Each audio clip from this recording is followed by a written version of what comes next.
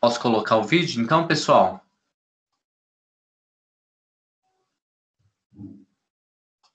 Sim, pode colocar. Vou por aqui, então. Como eu vou compartilhar a tela, então eu não consigo ver quem está na sala, tá? Só um minutinho.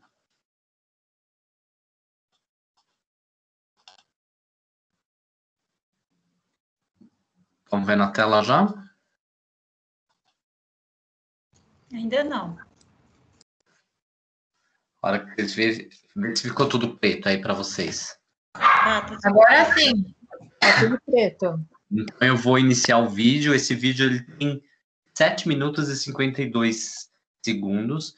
Esse vídeo ele é bem específico para o exame físico cardiovascular. Então, ele é bem interessante. Depois, na aula, o slide que eu vou mandar para vocês, e o link que vocês também podem acessar depois em casa também, tá? Vamos lá, então.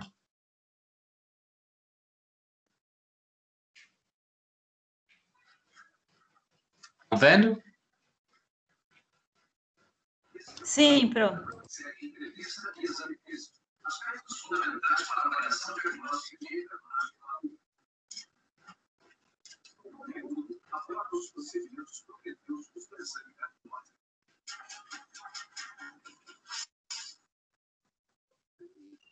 Professor, o som não dá para ouvir, só dá para ver as imagens. Vamos ver a imagem aí, depois eu mando o vídeo para vocês. A examinadora deve procurar manter o paciente tranquilo, bem informado e seguro. É importante observar que o exame cardiológico envolve um dos aparelhos que sofrem interrupção do mau funcionamento.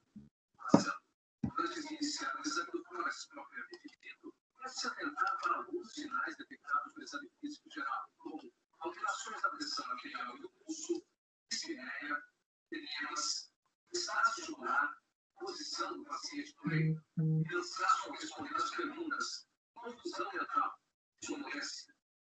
Esses sinais são indicativos de alterações cardíacas e vão ajudar a conduzir o exame específico. As queixas do paciente também devem ser valorizadas, porque norteiam o levantamento de dados tanto do sistema cardiovascular como de outros sistemas. O exame cardiológico envolve 3 fases: inspeção, palpação e ausculto. O exame deve ser feito com o paciente em república total. A examinadora deve estar à direita do paciente.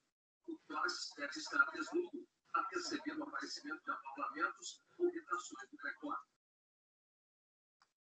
Na inspeção é detectado o ictus corax, que é o choque da ponta do ápice de tração contra a parede torácica. Pode ser visível no quinto espaço intercostal da linha hemiclavicular esquerda. A não visualização do ictus corax pode ser normal, principalmente em mulheres, por causa das ramas. Em indivíduos magros, é mais fácil de visualizar o ictus. Também é possível ver pulsações epigástricas que podem estar relacionadas à exposição. Pode-se visualizar também a ocorrência do levantamento sistólico, que é o movimento da região do esquerdo durante a sístole, em pacientes com hipertrofia ventricular. A palpação do precórdio deve ser feita com a mão espalmada, exercendo uma leve pressão. O paciente deve estar em decúbito dorsal e lateral esquerdo. Pode-se palpar o ictus mortis, avaliando sua intensidade e extensão com as polpas digitais. Palpar também o levantamento sistólico e as pulsações epigástricas.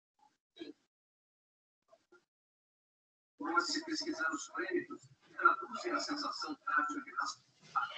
Essa sensação pode ser ocasionada por vibrações originadas no coração e indicam a presença de sopro. A ausculta é o método semiológico de maior importância no exame cardiológico.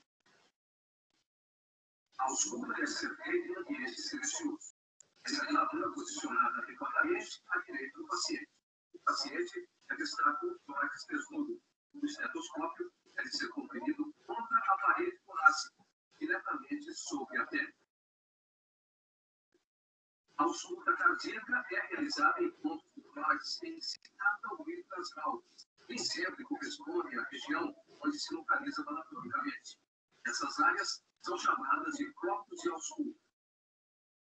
O corpo aórtico está localizado no segundo espaço intercostal à direita.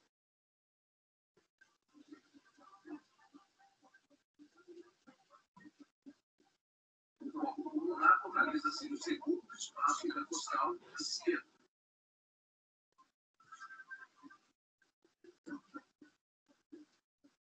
O corpo tricúspide localiza-se na parte inferior do externo, junto ao apêndice gigoide na linha paraesternal esquerda.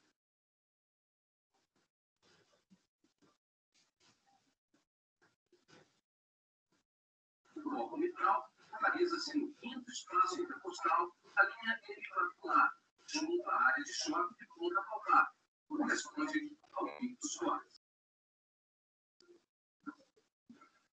Os fluidos cardíacos que são ouvidos através da ausculta são as bolhas cardíacas. Deve-se voltar a atenção para a ausculta da primeira e da segunda bolha.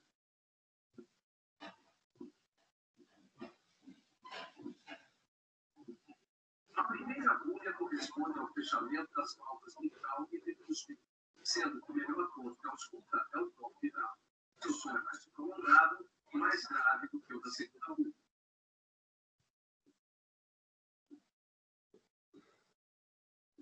A segunda bolha vem depois de um curto silêncio. Corresponde ao fechamento das válvulas aórtica e pulmonar.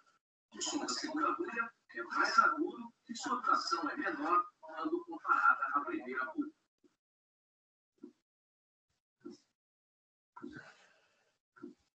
O reconhecimento das bolhas fica mais fácil quando se tem em mente o ritmo das batidas.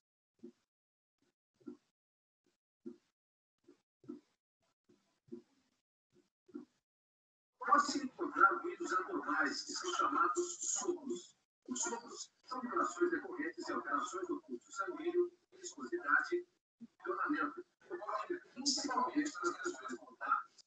Vamos ouvir agora os sons correspondentes às principais lesões das válvulas cardíacas.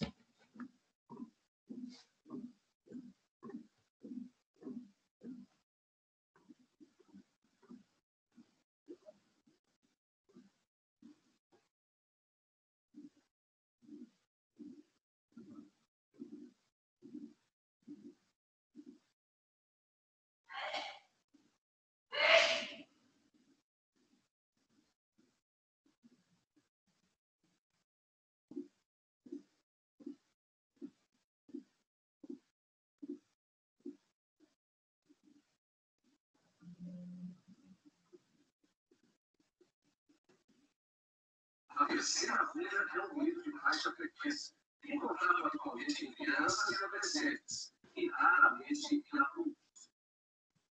A quarta bolha é um ruído tédio que tem relação estreita com o final da diástole, também encontrado em crianças e adultos jovens. Exame do aparelho cardiovascular requer uma análise cuidadosa da saúde geral. A presença de um destes sinais, eventos de pressão sacral, ascite, desastre ocular, ortopneia, sintomas como cansaço, dor no peito, dor no braço esquerdo, sugerem a necessidade da colocação da ausculta cardíaca.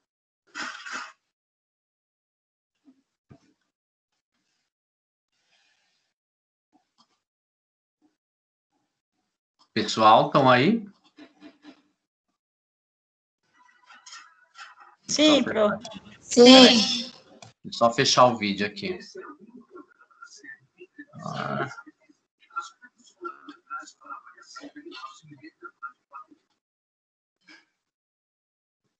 Conseguiram ouvir alguma coisa ou só acompanhar?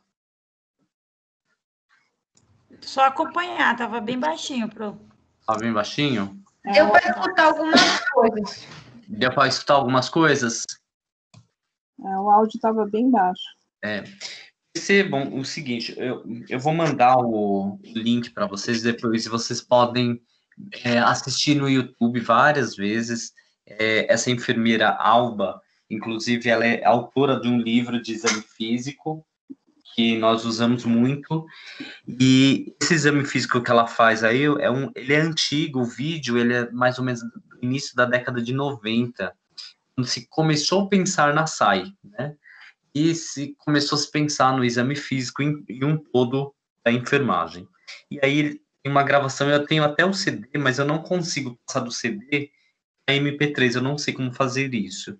Gravar, eu tenho todos os vídeos dela, seria bem legal. Eu tô tentando, vou ver com uma amiga minha se ela consegue copiar para mim em arquivo, para eu mandar para vocês. Mas dá para assistir no YouTube também em partes. Aí eu consegui pegar essa parte aí desse vídeo. Um outro vídeo que eu vou pôr para vocês também, ele é bem bacana também. Deixa eu ver se eu acho ele aqui. Também é de exame físico. Eu vou pôr para vocês visualizarem e aí nós vamos começar a debater a aula, tá? Deixa eu pôr aqui para vocês assistirem. Aí, ouvindo? Quietinhas? Estamos sim. Vamos ver. A minha tela vocês estão vendo? Sim. Tá? Então vou colocar o vídeo, tá? Vamos lá.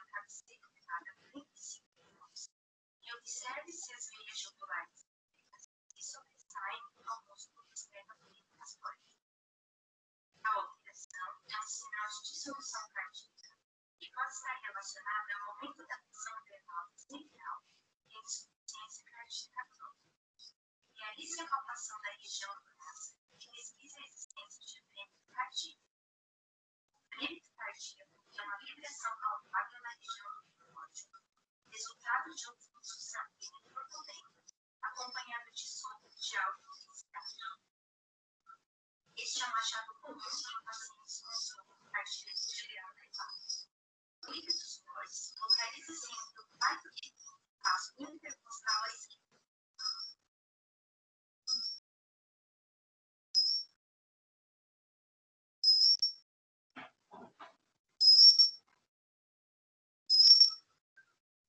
Caso não for quadro intercostal, solicite que o paciente fique no ponto lateral esquerdo.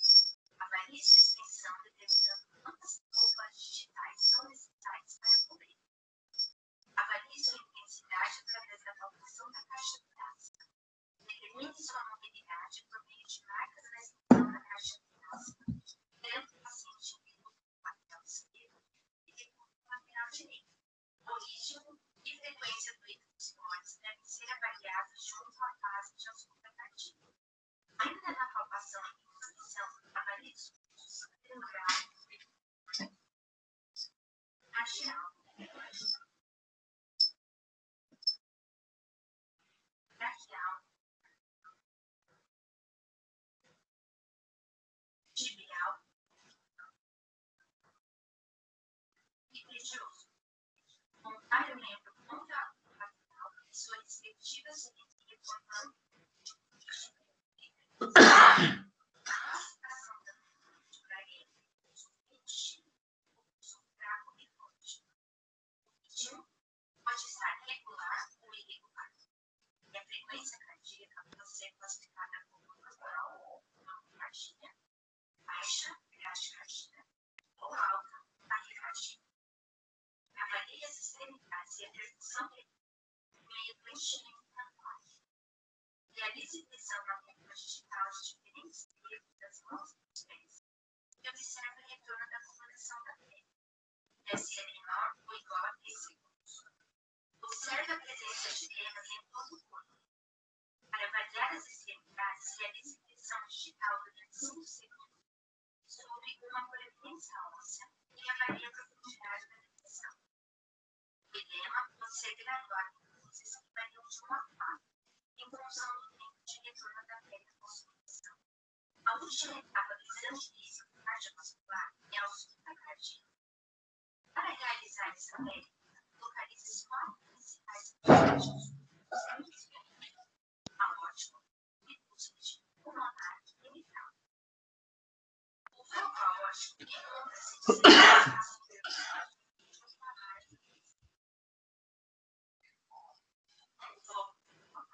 encontra-se no espaço intercostal junto à margem do externo.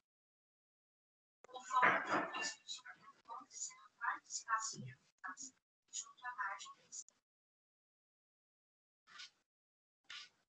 O foco mitral encontra-se no ápice ou ictus fortis, no quarto e quinto espaço intercostal da linha auricular. Ao identificar as regiões de ausculta, avalie a situação e o ritmo cardíaco. A frequência cardíaca pode ser classificada em bradicardia, normocardia ou taquicardia, enquanto o ritmo cardíaco pode ser classificado como ritmo ou arritmia. Em seguida, avalie as frequências cardíacas separadamente. A primeira bolha cardíaca denominada beta pode ser auscultada na sístole cardíaca, no momento em que ocorre o fechamento da válvula mitral e ela permite avaliar se o fechamento da válvula está concluído de forma completa ou parcial. Ela sempre coincide com o fluxo cartígeno e o fluxo da sístole. O foco preferencial de ausculta é o foco mitral. Trata-se de um ruído mais grave e assemelha-se com o som de. A segunda bolha cardíaca, denominada frequência, corresponde ao diástole, ou seja, ocorre no fechamento da válvula aórtica e pulmonar. O foco preferencial de ausculta é o foco aórtico. Trata-se de um ruído mais agudo e assemelha-se com o som de carro. Escute agora os sons de violinos sequenciais na ausculta cardíaca.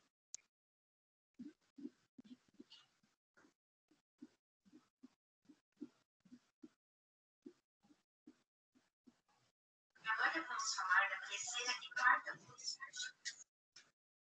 A terceira característica denominada evidência é decorrente de uma genética mais ampla. Ela pode ser normal em crianças e jovens, ou pode ser patológica, indicando uma sobrecarga de dimensão da consciência presente na insuficiência cardíaca. A marca cardíaca denominada EPA ocorre quando os átomos contraem uma grave inflamação de ácido. Pode ser normal em jovens, sem histórico de ou pode ser patológica na redução da consciência, aumento da função e sobrecarga de volume. Risco de agora são as sequenciais aos cardíacos.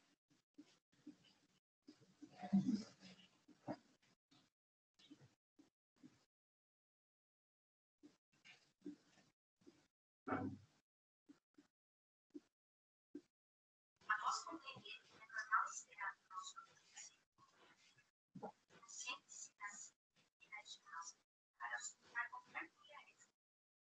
Sopro cardíaco é o som do sangue muito posição de situações normais ou patológicas, representado por de sangue turbulento.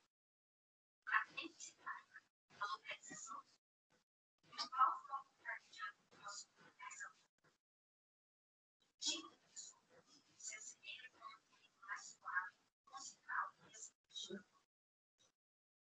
A reação da sua pode ser auscultada mas como ordem central a intensidade pode ser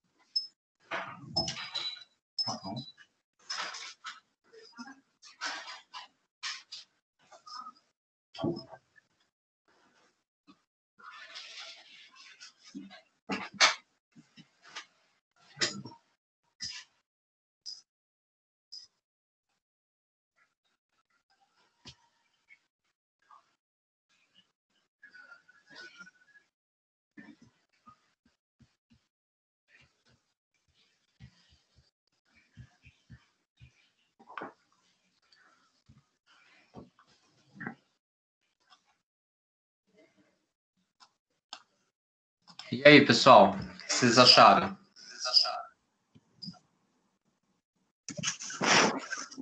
A professora é interessante, pena que não dá para ouvir. Ficou um pouco baixo para vocês o som, né? Eu estava acompanhando aqui no celular também, e eu vi que o tom chega com atraso, né? Tem um delay. Isso. Mas, de qualquer forma, foi só para vocês terem noção de como que é feito esse exame físico, como que aborda o paciente, e isso nós vamos fazer na aula prática também. E lembrar também que para vocês conseguirem assimilar um pouco mais a questão da teoria, né? Quando vocês veem, vocês conseguem memorizar melhor também, né? Acompanhar mais. Então, vamos lá. Então, quando nós vamos falar da avaliação cardiovascular, antes de começar a falar dela propriamente, lembrar que a avaliação cardiovascular, ela vai se basear no sistema cardiovascular, onde ela possui um papel importantíssimo no nosso organismo, né? Aliás, o sistema cardiovascular é importantíssimo para que as nossas células sejam nutridas o tempo todo, o oxigênio chegue até as periferias e consiga nutrir, então, o nosso corpo. Pensando nisso também, lembrar que todo o sangue que está trabalhando no nosso corpo, que está circulando, então é bombeado, em um momento ele está carregado em CO2, em outro momento ele está carregado em oxigênio. Esse balanço está acontecendo o tempo todo. É importante para nós. Só admitir aqui a pessoa aqui, só um minutinho, gente. E aí, o que acontece? Com isso, o sangue vai lá, oxigena todos os tecidos e consegue também fazer a remoção dos resíduos do CO2 e poder fazer, então, a hematose, fazer a troca gasosa. O coração, então, ele se empodera, né? E ele é um importante bombeador de sangue para todos os nossos tecidos e órgãos. Quem controla de uma maneira eficaz tudo isso, logicamente, o nosso sangue é o coração, através também do sistema circulatório. Quem manda em todos eles? Sistema nervoso autônomo, né? Que vai fazer o controle. Então, a gente não fica pensando como que vai, quantos batimentos tem que ter por minuto, se eu tenho que acelerar, se eu tenho que diminuir. Então, o sistema nervoso autônomo que está fazendo o controle da frequência cardíaca, do funcionamento do nosso coração. Lembrar também que ele também faz com que mantenha-se uma pressão arterial adequada, né? Então, o coração ele fica cheio de sangue, ele, então, vai trabalhar aí com uma rede vascular, tanto de artérias como também de veias, né? Vamos ver aqui. Outra coisa também, lembrar um pouco da anatomia, lembrar que o nosso coração, ele é um órgão oco, ele é muscular, ele tem um tamanho de um punho fechado, e ele está localizado em um lugar estratégico, que é entre os pulmões, né? Mais precisamente no mediastino. E aí, à esquerda e atrás do externo. Então, ele está um pouco mais para a esquerda e atrás do externo. Agora o pessoal está resolvendo chegar. Isso aí. E aí, perfeito. Os grandes vasos também. Ô, Pro, desculpa, boa noite, é a Michele falando. Oi, Michele, pois não. O pessoal está tendo dificuldade para entrar pelo link do AVA. Manda para entrar pelo antigo. Daí eu tentei e consegui pelo antigo. Aí eu passei para eles, e daí por isso que eles estão conseguindo entrar agora. Não, sem problema. A Luciana também, ela está com problema na internet dela e ela não está conseguindo entrar. Tá. A aula está sendo gravada de qualquer forma, depois ela consegue acompanhar também, tá bom? Tá bom, obrigado, Pro. Nada. Então, nosso coração está lá no mediastino, e está voltado um pouco mais para a esquerda, e atrás do externo, e dentro deste coração, eu tenho grandes vasos que entram e saem deste coração. Nós temos lá a veia cava inferior, a veia cava superior, eu tenho a aorta, eu tenho a artéria pulmonar, e 4 veias pulmonares, né? Então, a parede cardíaca, ela é composta pelo miocárdio, epicárdio e endocárdio. O pericárdio é o que envolve todo este coração. Lembrando também que ele é formado por 4 câmaras, sendo que 2 átrios, direito e esquerdo, e 2 ventrículos, direito e esquerdo. O átrio direito, ele está localizado à direita, frente ao átrio esquerdo. Tá? Ele recebe o sangue que vem da veia cava superior e inferior. O átrio esquerdo, ele é menor que o átrio direito, né? Ele tem paredes mais espessas, de forma a parede do coração, uma parede mais resistente, vamos dizer assim. Ele recebe, então, sangue das veias pulmonares, aquele sangue oxigenado. E aí, nós temos aí entre o átrio direito e o esquerdo um negócio chamado septo interatrial, e ele faz a separação desses septos, tá? E aí, não vai misturar estes sangues, isso que é importante também lembrar. Pensando agora no ventrículo direito e esquerdo, eles são formados por 2 câmaras inferiores aos átrios, né? Que são bem espessas essas paredes internas dele, tá? E grandes. Tanto direito como esquerdo, eles são grandes. É um grande reservatório que nós temos. Lembrar que o ventrículo direito ele está atrás do externo e o ventrículo esquerdo ele é maior que o ventrículo direito, porém ele se contrai com mais força para fazer a ejeção deste sangue dentro da aorta e a aorta, consequentemente, enviar para todo o corpo. E aí nós temos um fluxo sanguíneo que tem que ser adequado, né? O sangue ele tem uma origem venosa, ele volta por meio do átrio direito, ele através da veia cava superior e da veia cava inferior, e nós dizemos que tem um tal de seio coronário, que é quando tem essa junção dessas veias que o sangue se encontra, né? E aí vai entrar lá no átrio direito. Então, o sangue, ele passa por parte inferior do corpo, de todo o corpo, ele volta, então, através dessa veia cava, esse sangue, então, ele retorna lá ao átrio direito. Bom, vai lá dentro. E já quando esse sangue, ele se encontra dentro do átrio direito, ele vai, então, passar para o ventrículo direito. E, consequentemente, ele vai ser ejetado para o interior da artéria pulmonar, através da veia cava inferior, né? E aí ocorre a contração do ventrículo. Quando esse ventrículo, então, ele se contrai, a partir daí o sangue vai para os pulmões, onde vai acontecer a hematose, a oxigenação deste sangue. E aí o CO2 vai embora, o oxigênio entra, e aí ele volta para o átrio esquerdo, através das veias pulmonares. O átrio esquerdo ele vai se esvaziar e vai mandar esse sangue para o ventrículo esquerdo. Quando esse sangue chega lá no ventrículo esquerdo, esse ventrículo ele vai fazer uma contração, vai ejetar esse sangue para dentro da aorta, e aí a aorta ele vai para todo o corpo. Então eu tenho a grande e a pequena circulação acontecendo aí, né? E aí quando isso acontece, nós também temos alguns mecanismos dentro destes ventrículos e átrios, entre eles existem as válvulas, ou válvulas, em algumas literaturas diz, né?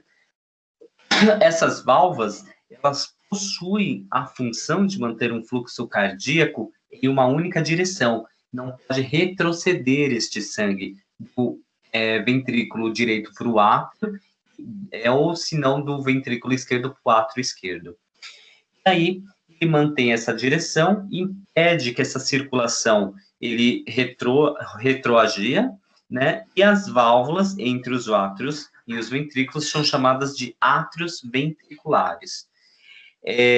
Sendo assim, nós vamos ter então a tricúspide, tá? Ela está do lado direito, e mitral, que nós também conhecemos em algumas literaturas como bicúspide, tá?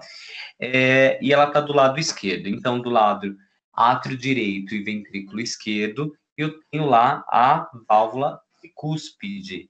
E do átrio esquerdo e ventrículo esquerdo, eu tenho a mitral, a bicúspide, tá? Elas são chamadas também de válvulas semilunares e válvulas pulmonares. Essas válvulas, elas estão entre o ventrículo direito e a artéria pulmonar. Então, quando o sangue ele vai passar por a artéria pulmonar, eu tenho lá as válvulas semilunares. E eu também tenho a válvula aórtica, que é quando tem uma separação entre o ventrículo esquerdo e a aorta, tá? Então, eu tenho a válvula aórtica, e ela vai, então, possuir 3 cúspide, ou um folheto, que ela se forma ali, né? E aí, eu tenho, então, essas válvulas trabalhando o tempo todo. No vídeo que vocês assistiram agora há pouco, lembrar que eu tenho as bulhas cardíacas que elas são audíveis quando vocês forem fazer a ausculta pulmonar neste paciente. Quando isso acontece, na sístole, você tem o fechamento da mitral e da tricúspide. Na segunda bulha cardíaca, que é a diástole, você vai ter o fechamento das válvulas aórtica e pulmonar. Então, sempre se atenta a isso. Na sístole, eu tenho o fechamento da mitral e tricúspide, que são as válvulas entre os átrios e ventrículos. Na diástole, quando eu ausculto a segunda bulha cardíaca, eu tenho fechamento da válvula aórtica e pulmonar. Tá? Então, sempre lembre-se disso quando vocês forem fazer a ausculta. E aí, para eu começar esse exame físico, eu tenho que lembrar que ele vai se iniciar, logicamente, por uma entrevista. Esse exame físico, ele vai acontecer, né? Então, vamos hoje falar especificamente do sistema cardiovascular. Os dados laboratoriais também, eles são importantíssimos para que você consiga ter um acompanhamento deste paciente, unindo o exame físico que você fez frente aos dados dos exames que esse paciente está apresentando, né? Exames gráficos e imagens, como eletrocardiograma, raio-x de tórax, uma tomografia, também são exames complementares para o fechamento do diagnóstico deste paciente, tá ok? Perguntas, pessoal? Dúvidas até aqui? Não? Então, vamos continuar. No interior do átrio direito, o sangue, então, ele vai desaguar para o ventrículo direito, depois ele é ejetado para a artéria pulmonar, através da veia cava inferior, e aí ele corre a contração do ventrículo. A partir daí, o sangue ele vai para os pulmões, onde ele será oxigenado, e vai para o átrio esquerdo através das veias pulmonares. E, por consequência, o átrio esquerdo ele vai se esvaziar, o ventrículo esquerdo enche, através da válvula aórtica, o sangue irá para a aorta e para todo o corpo, a cada contração. E aí, vamos lá, né? Então, quando nós também temos aí essa passagem desse sangue, eu estou lá auscultando. Então, eu quero auscultar quem? As bulhas cardíacas do paciente. Então, as bulhas cardíacas, elas são produzidas através dos fechamentos das válvulas normais, né? Caracterizadas daquele som que nós somos acostumadíssimos a ouvir, que é o tum-tá, tum-tá, tum-tá. O tum é a bulha cardíaca, a primeira bulha cardíaca, e o tá é a segunda bulha cardíaca, tá? Lembrar sempre daquela regrinha. Sístole, eu tenho fechamento da mitral e tricúspide. Diástole, eu tenho fechamento da válvula aórtica e pulmonar, que é o tá. Em casos de sopro, as bulhas extras podem ser auscultadas na região do pericórdio, né? A parede anterior do tórax, que se localiza sobre o coração e grandes vasos. O resultado do fechamento dessas válvulas do átrio, ventrículo, da mitral e tricúspide vai ser, então, o som audível da primeira bulha cardíaca que vocês vão auscultar no paciente, né? E aí, isso vai estar correspondendo, então, à sístole. E após isso, quando você ouvir dois sons, o primeiro é o fechamento da válvula mitral, o segundo é o fechamento da válvula tricúspide. Já o resultado do fechamento das válvulas semilunares e da válvula aórtica é a segunda bulha que vocês vão auscultar, né? Então, elas estão relacionadas ao início da diástole. Então, a segunda bulha é o tá, pelo som.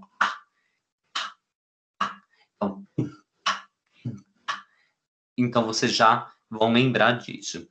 Ela, então, vai estar relacionada com o fechamento, com o início da diástole. Normalmente, ela é ouvida em um som mais quando ocorrem dois. O primeiro representa o fechamento da válvula aórtica, e o segundo, o fechamento da válvula pulmonar. Até aí, tudo bem, pessoal? Tá? Lembrando também que para fazer o exame físico é importante preparar o material, o ambiente ele tem que ser um ambiente tranquilo. O examinador, no caso o enfermeiro, ele tem que estar preparado. Preparar a pessoa adequadamente para o exame físico, né? E interagir com essa pessoa adequadamente, tá? Então, interaja lá com essa pessoa. Vamos passar aqui para o próximo slide. Então, nós vamos seguir aí com a entrevista. Dentro da entrevista, eu vou trabalhar alguns aspectos. Quais? Fatores de risco, os hábitos dessa pessoa e o estilo de vida desta pessoa. dentro da entrevista. Quando vocês estiverem realizando aquele monte de pergunta para o paciente, tá? Deixa eu trocar aqui. Professor, boa Oi. noite. Boa noite. Marcela, é que eu não estou conseguindo ver os seus slides. Eu entrei quase agora e não estou conseguindo ver. Eu estava com dúvida, eu falei, será que ele está passando slide? Porque eu não estou conseguindo enxergar. Eu estou compartilhando a minha tela. O pessoal está vendo a minha tela aí? Sim, professor. Marcela, provavelmente você vai ter que entrar, sair e entrar de novo. Ah, ok, professor, tá bom. Vou tentar fazer isso. Obrigada. Tenta aí que eu já te admito aqui. Dentro dessa avaliação cardiovascular, pessoal, e você está lá fazendo a sua entrevista, então os fatores de riscos que nós podemos abordar no paciente. O hábito de fumar, sedentarismo, excesso de peso, consumo de refrigerantes, consumo de alimentos com gordura saturada, hipertensão, consumo excessivo de bebidas alcoólicas e diabetes. Bom, fatores de riscos cardiovasculares são esses que eu vou trabalhar no meu paciente, tá? Depois disso, ainda em fatores de risco, eu vou buscar o quê? As características constitucionais dessa pessoa. Então, eu vou buscar o sexo, a idade, a raça, a genética. Eu vou trabalhar sobre as características ou comportamentais dessa pessoa, que está relacionado ao estilo de vida, a questão do fumo, a dieta, atividade física, ingestão de álcool, uso de anticoncepcionais. Vou fazer a busca também de patologias ou distúrbios metabólicos que essa pessoa possivelmente possa ter, que é a questão da hipertensão arterial, obesidade, a dislipidemia e diabetes mellitus. E também as características socioeconômicas e culturais, a questão da renda, ocupação, escolaridade, classe social, interfere muito na saúde das pessoas, infelizmente. Então, as pessoas hoje, dificilmente, elas podem ter, como que eu falo, um tratamento adequado, um acompanhamento adequado, por quê? Porque não tem renda. Essas pessoas muitas vezes dependem do SUS. Aí vai marcar uma consulta no SUS, demora uma vida para acontecer essa consulta. Então, uma série de coisas deve ser vista nesse contexto, né? Então, a forma de tratamento de uma pessoa dentro de um Einstein e de uma pessoa que passa na UPA ou na unidade básica de saúde é completamente diferente. Ela é assistida de forma diferente. E, infelizmente, os próprios profissionais que estão atendendo já fazem essa diferença de tratamento muitas vezes, que o que não poderia acontecer. Pensando nisso, vamos lá. Vamos seguir. Nós temos aqui, então, os fatores de risco ainda, e ele vai, então, identificar ou relacionar com maior incidência da doença, denominado como fatores de risco. Isso foi, como que eu falo, um autor americano que eu achei e coloquei isso. Então, vocês vão buscar essa informação, vai buscar esse paciente, ele entender o que está acontecendo e o que ele está nos apresentando também na nossa entrevista. Fatores também que podem aumentar, então, o risco do infarto deste paciente, né? Então, nós temos vários momentos aí. Fator psicossocial, o estresse e a depressão têm uma relação muito próxima do sistema cardiovascular. Infelizmente, isso acaba fazendo alteração cardíaca, né? Tanto a depressão como o estresse. A dislipidemia, a questão do colesterol, a má alimentação, outro fator, assim, predominante. O tabagismo acelera o processo de aterosclerose ou arteriosclerose. O diabetes mellitus e a hipertensão e a obesidade central estão ali presentes também. Então, temos que tomar muito cuidado. Então, isso é o que nós estamos ali buscando neste paciente que nós estamos entrevistando. Outros fatores também que podem diminuir o risco cardíaco deste paciente é a questão do consumo diário de frutas e legumes, a questão da atividade regular, aquele paciente que vai lá, ele faz uma atividade diária, isso é importantíssimo, tá? Pode falar, Marcela, você quer perguntar? Marcela? Não, professor, desculpa, eu estava com a mão levantada, mas não quero. Tava. Outro fator também é a questão do uso moderado do álcool, ou quase nada de álcool. Isso, então, também vai ajudar muito a diminuir a chance dessa pessoa desenvolver um problema cardíaco. Vamos mudar aqui. Ainda em fatores de risco, os fatores que podem, então, aumentar este risco. Glicemia de jejum acima de 126 já é preocupante. Um tabagista que fuma mais de 5 cigarros, né, é preocupante. Agora, uma pessoa que fuma menos que 5 cigarros por dia é uma pessoa que está controlada, então o risco está baixo. O histórico familiar de doenças coronárias dentro dessa família, né? Então, vamos puxar a árvore dessa pessoa. O pai, a mãe, tinha problema cardíaco, tinha problema de diabetes, então vai buscar essa informação também. Colesterol, como eu havia dito, né? As dislipidemias, importantíssimo. Então, LDL, ele tem que estar controlado. Pensar aí também numa hipertensão arterial, a questão da renda familiar, isso também vai interferir na doença, como eu havia dito, e escolaridade e o diabetes mellitus também são muito influenciadores neste risco, tá? Fatores que podem, então, diminuir o risco por infarto também, questão da renda ser maior que R$ 1.200, a escolaridade universitária, isso diminui o risco cardiovascular. Em grande parte, sim, grandes estudos mostram e apontam que sim, tá? E o consumo de álcool, mais de 2 vezes, pode diminuir esse risco. Uma pessoa que usa uma ou duas vezes o álcool aí, ou quando não usa, o risco dela é baixo. E na entrevista também, você vai buscar, então, além dos fatores de riscos, os hábitos dessa pessoa e estilo de vida. Lembrar também quais são as queixas que esse paciente está lidando, quais são as evidências que ele está te mostrando. Pergunte se ele tem dúvida, pergunta se ele tem dor, pergunta como que é a vida dele, é importante. E os sintomas de problemas cardiovasculares, né? O impacto dos sintomas na vida diária. Essa pessoa fica com o coração acelerado, essa pessoa fica dispineica quando sobe uma escada, essa pessoa é uma pessoa que está desmotivada, é uma pessoa que está isolada, como que é? E na entrevista nós temos a propriedade de buscar essas informações, isso é importantíssimo, tá bom?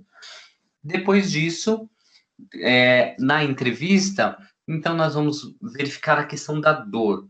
Essa dor, ela é torácica, ela é em extremidades, ela é em cabeça, tem falta de ar, tem fadiga, tem palpitações, teve síncope, desmaio, teve ganho de peso, existe o sintoma, um fator de risco possível? Vamos pensar.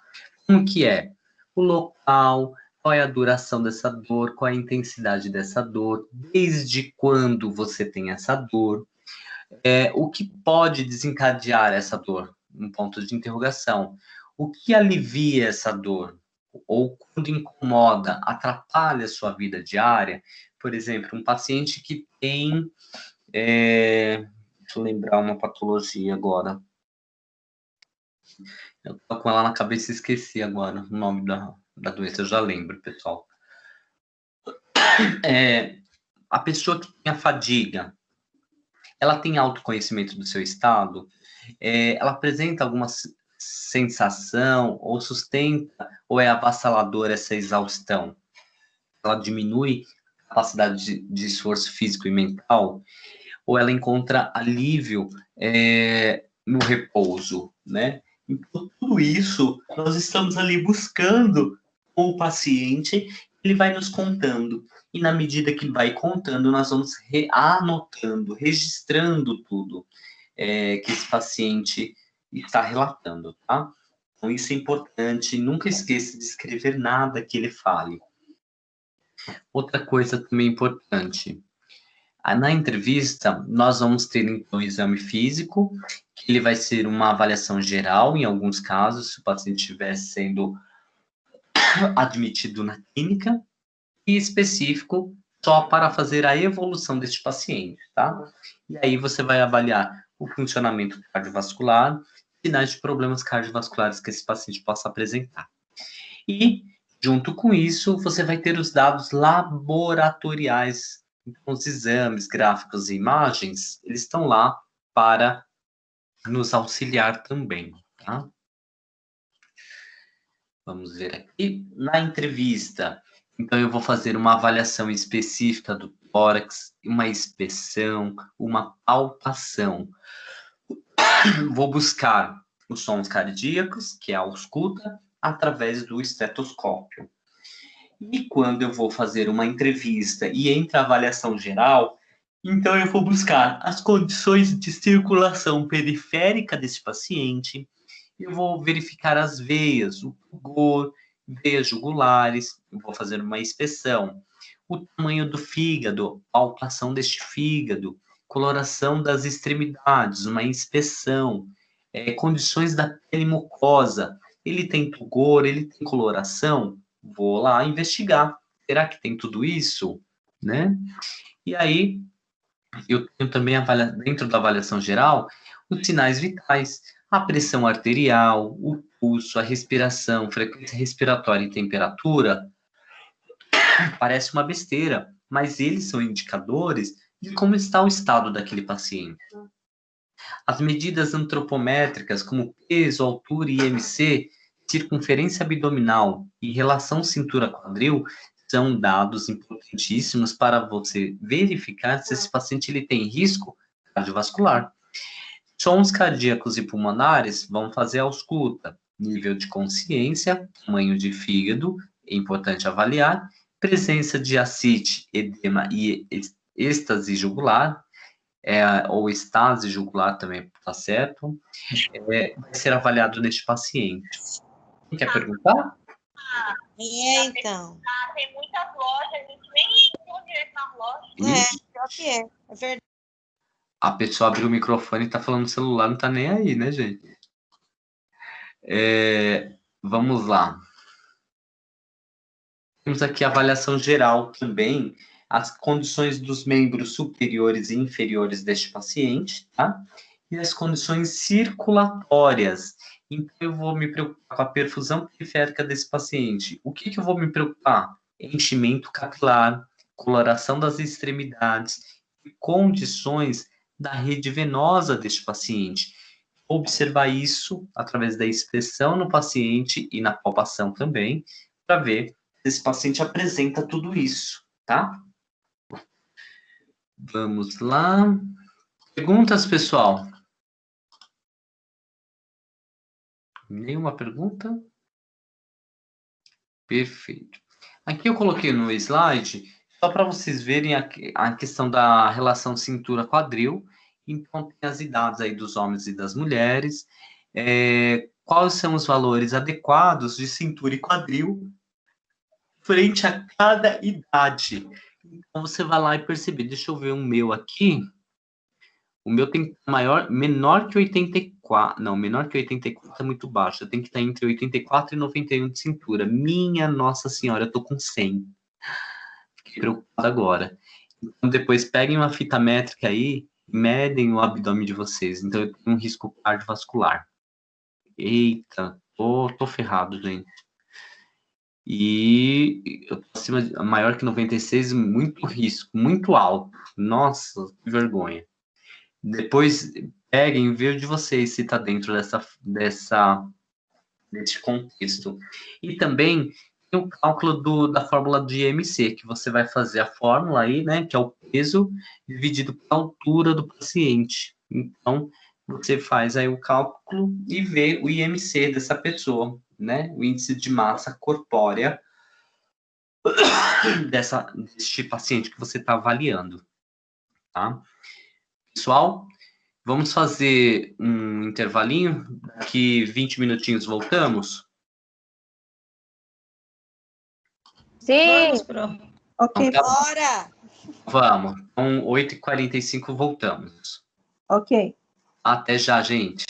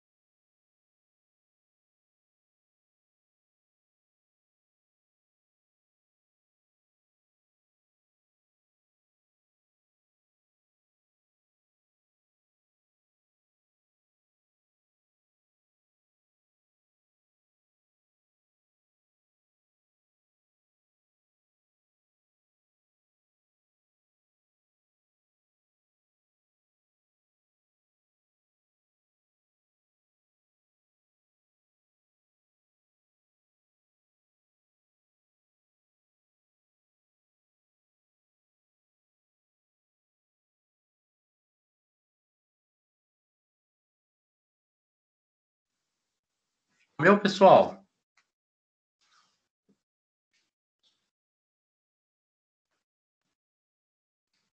Pessoas, estamos aqui. muito bem. Vamos lá, então. E esse carro aí da Fit? Você viu? Lindo, hein? Maravilhoso, né? É.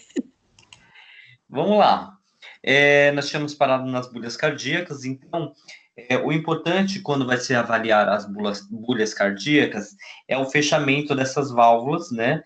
Que são normais, que a gente vai escutar o puntar, e também lembrar que vai acontecer sempre na sístole e na diástole, esse puntar.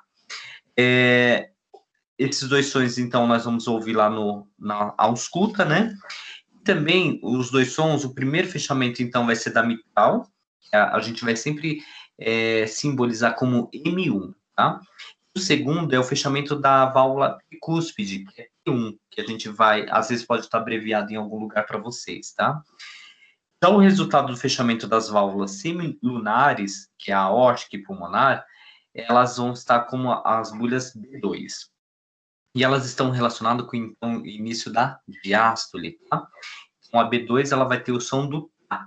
Normalmente, ela é ouvida em um som, mas quando ocorre os dois, o primeiro representa o fechamento da válvula aórtica, a bolha A na 2, e o segundo, o fechamento da válvula pulmonar, que é a P2. Para obter alguns dados subjetivos, nós devemos fazer perguntas focais com relação à dor ao paciente. Qual é a sua localização? Para onde que está se irradiando essa dor? A classificação da dor, ela deve ser avaliada de 0 a 10, tá? Se teve algum motivo para desencadear essa dor. Outra coisa também que é importante, questionar também se existem outros sintomas associados, como náuseas, vômitos e sudorese no paciente. Perguntar a respeito dos seus batimentos cardíacos, se geralmente fica acelerado, se geralmente fica um pouquinho mais devagar. Observar também no paciente se ele tem algum edema, ele já fez um processo, passou por um processo cirúrgico, uma cirurgia cardíaca, se ele é tabagista e se ele pratica ou não exercícios. Então, com tudo isso, nós vamos lá identificar os fatores de riscos que nós já citamos aí e correlacionar com a história do paciente, né? Sempre que vai fazer a avaliação cardíaca, nós temos 3 momentos. Nós temos a inspeção. A inspeção então torácica, ela deve ser realizada a fim de auxiliar na avaliação cardíaca do paciente, verificar alguma pulsação anormal, tá? Lá no vídeo, quando ela estava colocando a mão em cima do tórax deste paciente, era justamente para verificar essa questão do, como fala, dessa avaliação cardíaca no paciente, se estava anormal ou normal. Depois disso, da inspeção que você olhou, você vai fazer palpação. Então, deve ser realizada com o paciente sempre deitado, utilize a polpa dos dedos e as superfícies palmares dos dedos de maneira sistematizada, tá? Nós temos lá, que eu acredito que vocês viram no vídeo também, um negócio chamado ictus cordis, né? Também conhecido como como pulso apical, ou choque da ponta, tá? Então, através deste contato da ponta anterior do ventrículo esquerdo com a parede torácica, durante essa fase, acontece uma contração isopolumétrica no paciente, no ciclo cardíaco dele. E no decúbito dorsal, ele pode ser percebido no quarto ou quinto espaço intercostal esquerdo e sempre na linha hemiclavicular ou medial, tá? Aí você vai conseguir sentir esse choquinho que dá no tórax do paciente entre o quarto e o espaço intercostal, como ela apresentou lá no vídeo, tá? E aí, dentro da avaliação, você tem, então, a percussão. Então, a percussão, ela vai ser realizada a fim de identificar limites cardíacos, tá?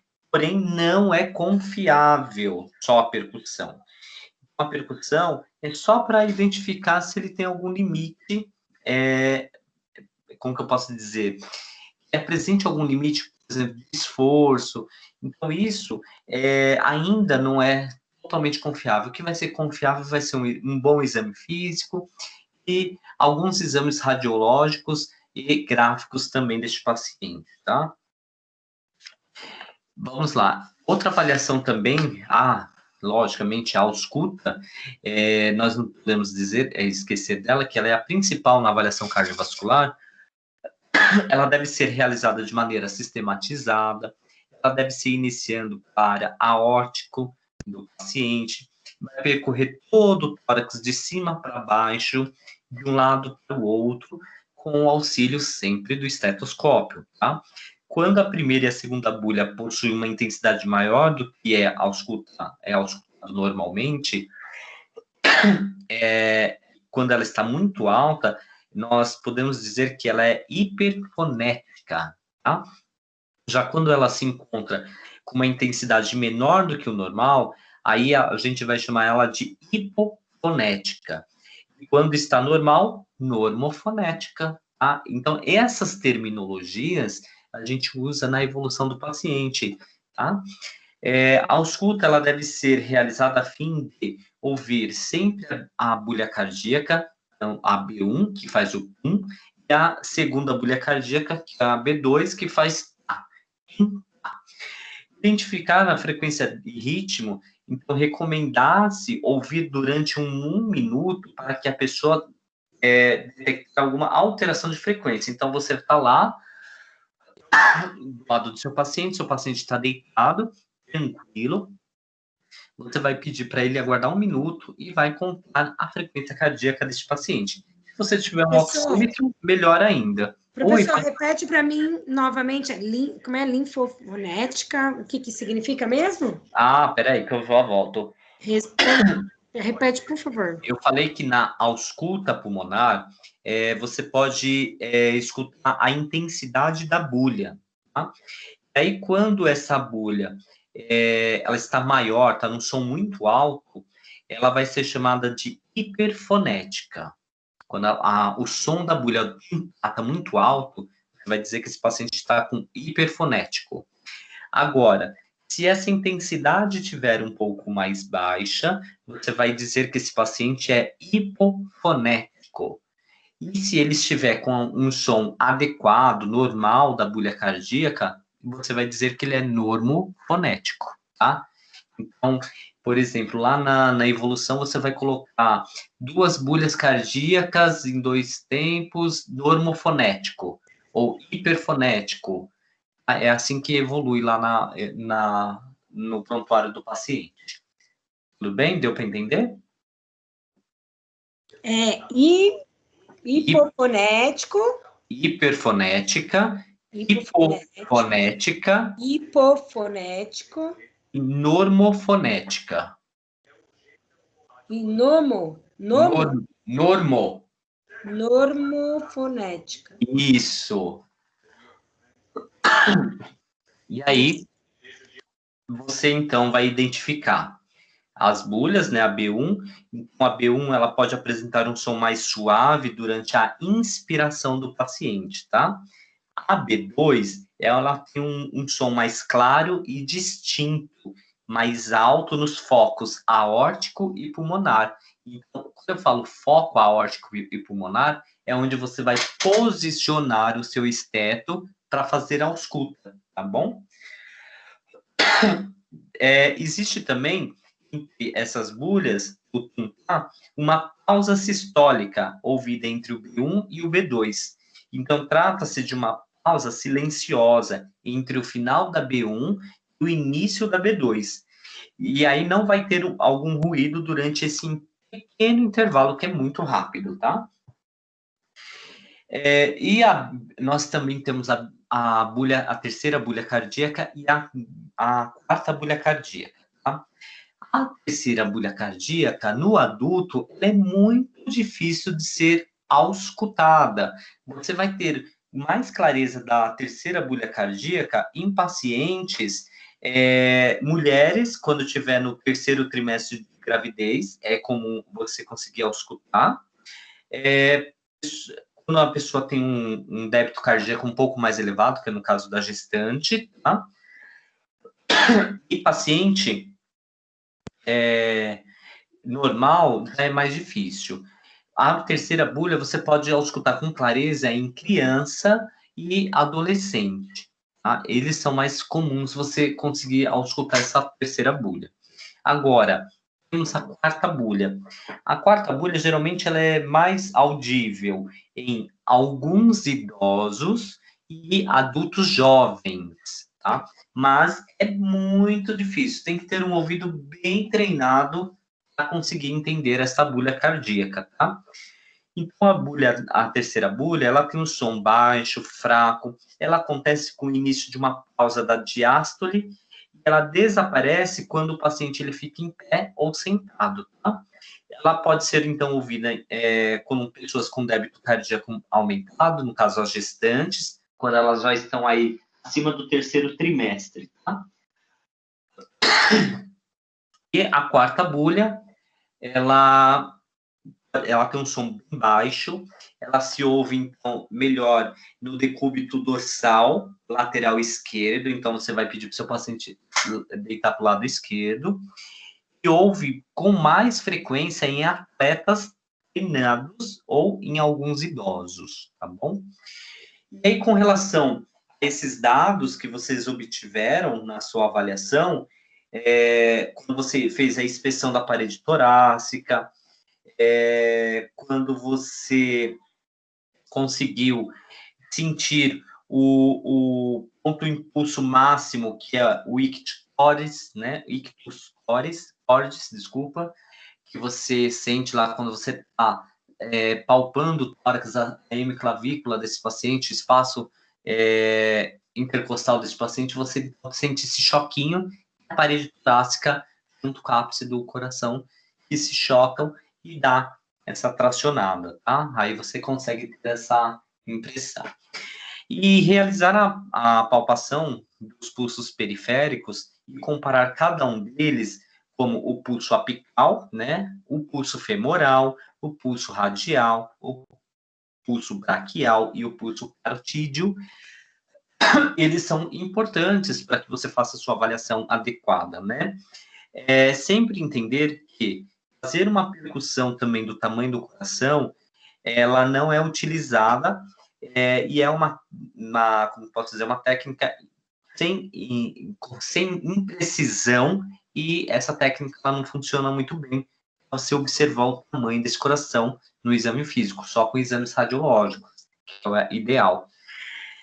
Quando nós vamos então, fazer a ausculta, nós vamos ter então um foco mitral, localizado no ápice do coração do paciente, e precisamente ele está localizado ali entre o quinto espaço intercostal do paciente. O foco aórtico ele está à direita do externo, mais precisamente no segundo espaço intercostal do paciente. O foco tricúspide ele está localizado à esquerda do externo, mais precisamente no quinto espaço intercostal, e o foco pulmonar próximo ao lado esquerdo, né, do externo, mais precisamente no segundo espaço intercostal do paciente, tá bom? Então, você fez aí a avaliação cardíaca, você fez percussão, inspeção, palpação, verificou o ictus cordis, verificou a bulha cardíaca, tá? Verificou se ele desculpa, gente, me fugiu a palavra agora. Hipofonético, ou hipofonética, hiperfonética ou normofonética. Essas três características será do paciente a avaliação dele, tá? E mais, além disso, dentro da minha avaliação geral, é importante eu ter o tamanho do fígado desse paciente. Por quê? Ali eu consigo avaliar o grau de dificuldade do retorno venoso, porque grande parte do nosso sangue está passando dentro desse fígado. A mão direita sempre vai, então, estar sobre o abdômen da pessoa do lado direito, para fora do músculo reto. Então, quando termina aqui as nossas costelas, as costelas flutuantes, você vai fazer um formato de garra para sentir este fígado, né? Então, com as pontas das digitais abaixo dessa última costela, você vai exercer uma pressão para dentro do abdômen e para cima. Então, você vai e volta, né? E vai pedir para o paciente inspirar profundamente e sentir o fígado. E aí, quando ele inspirar, você vai sentir o fígado. E vai aliviar um pouco a pressão para observar. O fígado é palpável deste paciente? Até que distância do rebordo costal ele está? E a superfície estava lisa? Era maciça? Doía na palpação? Tudo isso você vai perceber quando você sentir o fígado do paciente, tá? Aqui tem um exemplo de como que é feito, então, essa avaliação desse fígado. Então, quando você está fazendo a palpação, quando você vai fazer a pressão com a ponta dos dedos em cima deste fígado, né? Vamos ver aqui de novo. Próximo slide. Dentro da avaliação geral, então você vai também ter a coloração das extremidades. Então você vai se preocupar com o leito umbilical, ponta dos dedos, orelhas, conjuntivas, base da língua do paciente. A coloração esperada, rósea, pálida, variando conforme a raça e temperatura do ambiente também. Outra coisa também importante, as alterações com coloração azulada, que é cianose, palidez e ruborizadas, tem que ficar atento, tá? Dentro da avaliação geral também, o rugor da pele, observar principalmente as regiões pendentes, como pé, pernas ou região sacral. Pressionar o polegar ou indicador contra a superfície óssea do paciente e observar se tem formação ou depressão na pele do subcutâneo deste paciente. E tem edema? Sim ou não? Então, fazer pega com a pele da mão, dedo, polegar ou indicador, observar o tempo de retorno do retorno sanguíneo deste paciente, tá? E aqui, quando você está avaliando seu paciente, você percebe um edema, que eu coloquei aí como cacifo ou sinal de Godet,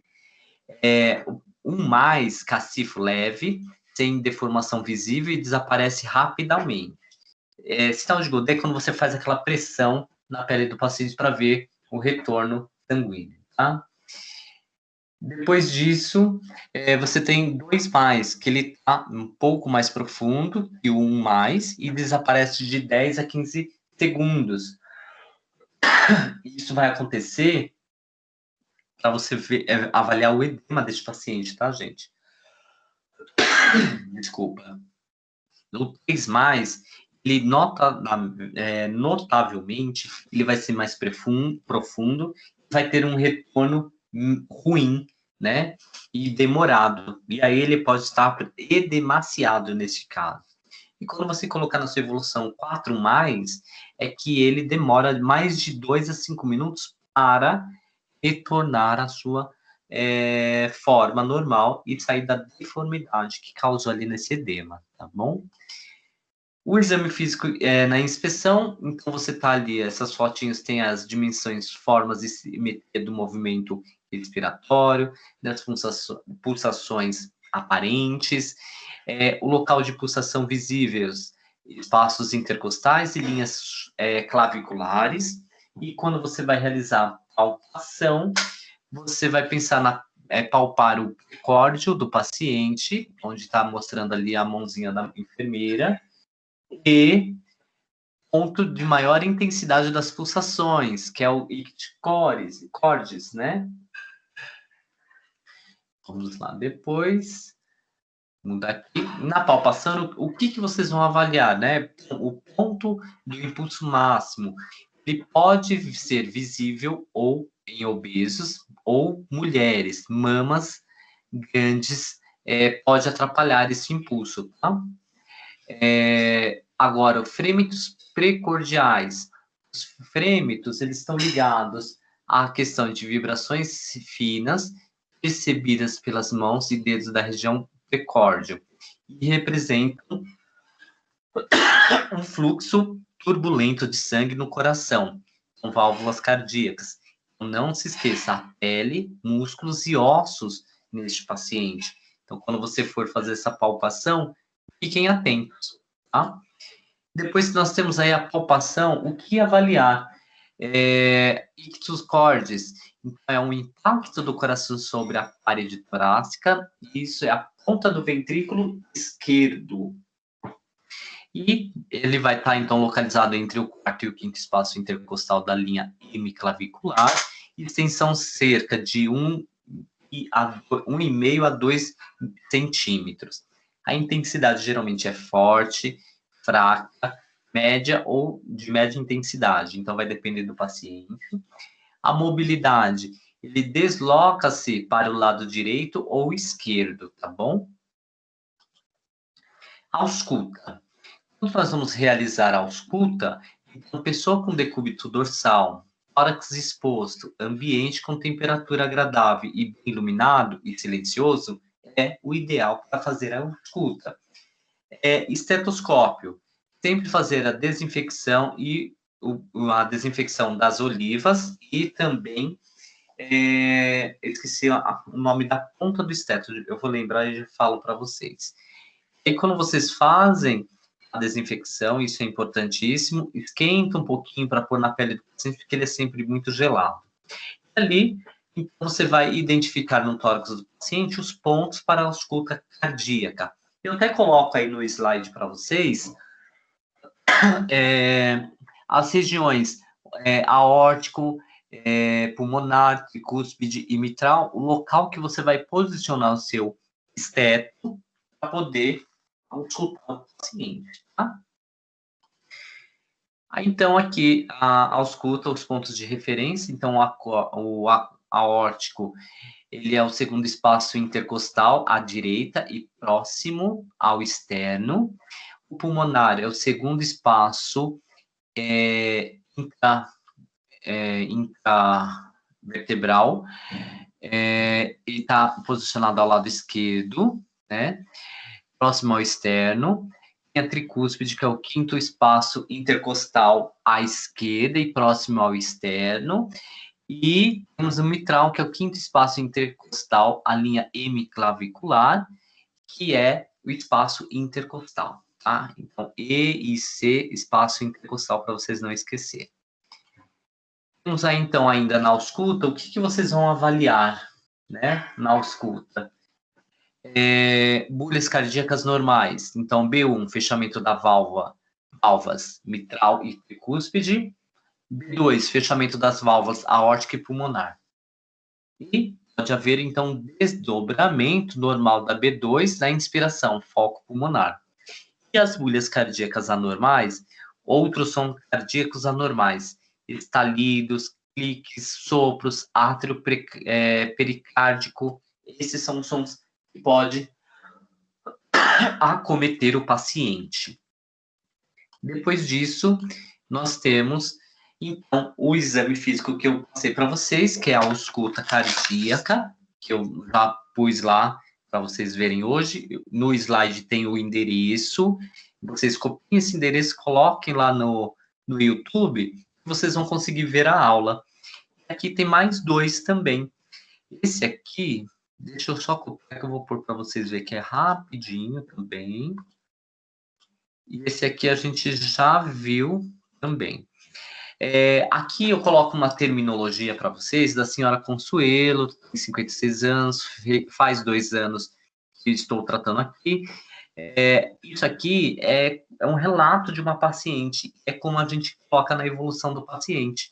Então, eu deixei esse exemplo aí para vocês verem como que fica, né? O início da nossa entrevista. E o objetivo dessa aula é vocês compreenderem a importância da avaliação cardiovascular, entender que vocês podem verificar as condições normofonética do paciente, hiperfonética ou hipofonética, avaliar se eles têm um sopro, né, se o sistema cardiovascular desse paciente está funcionando adequadamente, né?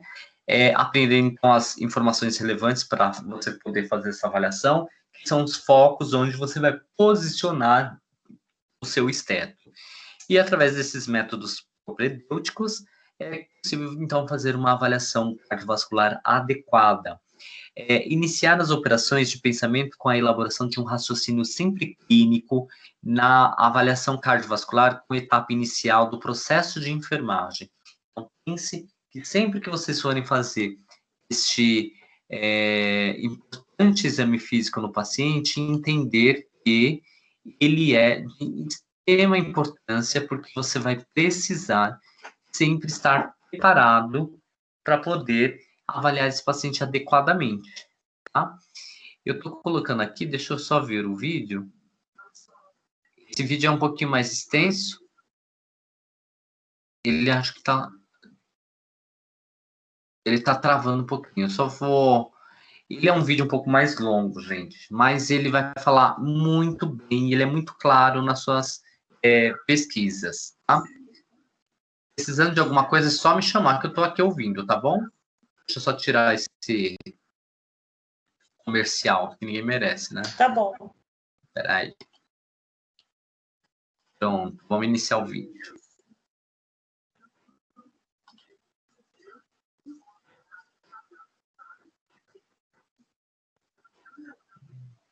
Ah, tá travando, pessoal.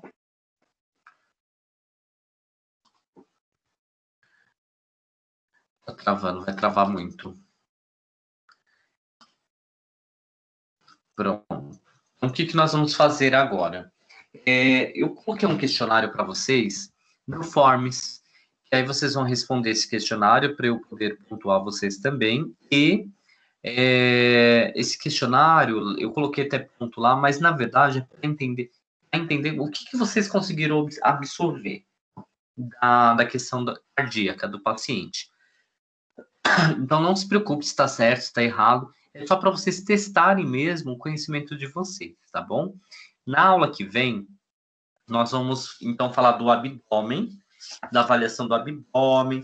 Nós vamos falar de parte de oxigenação do paciente.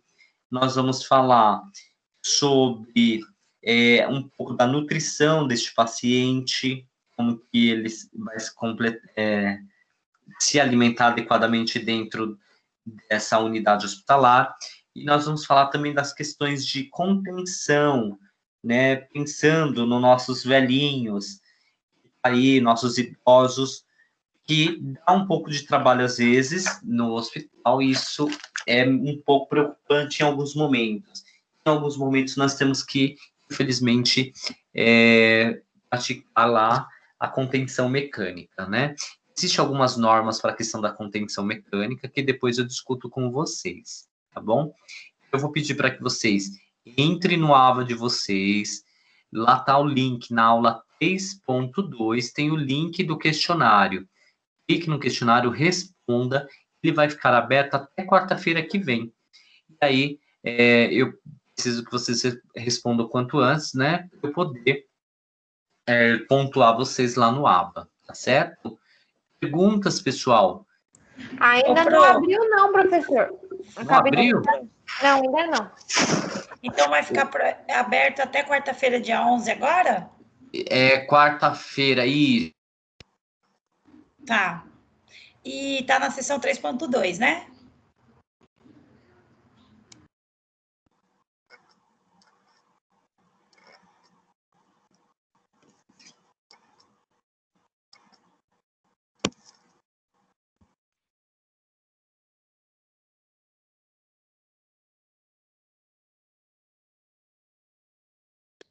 Professor? Acho que o professor caiu. Acho que caiu mesmo. Também acho que ele perguntou para ele não respondeu, eu fiquei curiosa também. Eu tinha notado que estava na sessão 3.2, só para confirmar mesmo. Tá sim, porque eu tô vendo aqui, ó, já caiu, né? 9/11, tá? Apesar que não abriu não. Tá escrito no Então, não abriu ainda não, também entrei agora. Ele deve ter postado agora, vamos esperar um pouquinho, né? Qualquer coisa a gente manda mensagem lá no WhatsApp dele, tá bom? Tá bom, se vai ficar até quarta-feira que vem, dá para nós correr. É verdade. Tá ótimo, meninas. Beijo. Quarta-feira que vem ou até essa quarta-feira? Essa quarta, dia 11. Depois da manhã. Isso mesmo. Tá certo. Beijo para todas. Boa noite. Beijo, galera. Boa Boa noite. noite, beijos. Oi, pessoal, caiu a minha conexão, desculpa. Tô aqui. Tô aqui. Deixa eu só falar um negócio. A Alessandra... Cadê a Alessandra? Alessandra não. Luciana. Elisandra, professor. Elisandra. E é a Luciana que é representante, não é também? Ah, Luciana A Cabral. Luciana né, Cabral. professor? É a Luciana Cabral, não é eu não. Eu preciso das duas representantes que me mandem um oi no Whats, meninas. Ele Vocês me acabou lembrar? de sair, professor. Eu Não tem acabei de problema. perguntar para ela. Depois, eu preciso que vocês duas me mandem um oi no Whats. Vou mandar o link para vocês do questionário para aula prática, que vai ser daqui 15 dias. Tá? Então, na semana que vem, a gente já encerra o conteúdo do semestre. Na última aula, que é daqui 2 semanas, deixa eu confirmar a data para não falar besteira, peraí. Deixa eu abrir aqui, no dia 23 vai ser a aula prática de vocês. Então, eu vou mandar aquele questionário de novo, todo mundo vai responder para ver quem está apto e quem não está. Quem não estiver apto, não se preocupe, que não vai ter nenhum prejuízo, tá? E aí, quem estiver apto, então vai no dia 23 fazer a aula prática. Então, eu vou mandar no link as representantes passam no grupo para o pessoal preencher. Então, esse questionário ele vai ter que estar preenchido até o dia 19 para eu poder informar a faculdade quantos alunos estarão presentes e ver se o número de alunos não é superior também e eu ter que dividir essa turma em 2. Tá? Então, eu passo para vocês, Elisandra e Luciana Cabral. Ô, professor, Oi. é a Valesca. Você passa para mim também, para me mandar para as meninas que estão no meu grupo? Que nós somos me manda emprestado. Tá, me manda um oi que eu mando para vocês, Valesca. Tá bom. Tá bom? Professor, vou avisar a Elisandra, tá bom? Para ela mandar mensagem para você. Perfeito. Eu avisei, Marcela, para ela, já falei com ela já. Ótimo. Ela vai te mandar um oi, professor. Gente eficiente, assim que eu gosto, enfermeiros proativos. Isso é muito bom. Deixa eu só abrir aqui o Forms. Vamos ver aqui. Ainda não baixou. Hoje é dia... hoje é dia 9. Então, ele vai estar aberto até quarta-feira, tá? Aviso o pessoal para poder fazer o quanto antes. Verifica se abriu aí, meninos, por favor.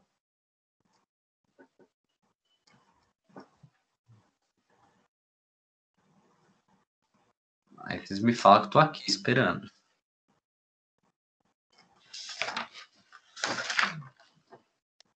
Abriu, professor. Abriu?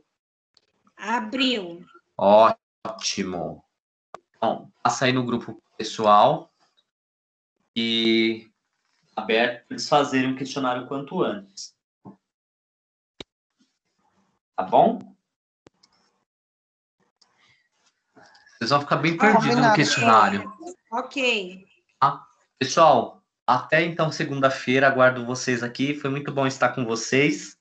E vamos responder esse questionário e o questionário também para a aula prática, para nós nos despedirmos deste ano, se Deus quiser, que o ano que vem vai ser muito melhor. Com certeza, professor. Vamos sei pensar positivo. Amém. Exatamente. Um grande beijo para vocês, bom descanso, boa semana para vocês, tá bom? Até semana que vem. Boa noite. Tchau. Boa noite, tchau, tchau. Tchau. Não.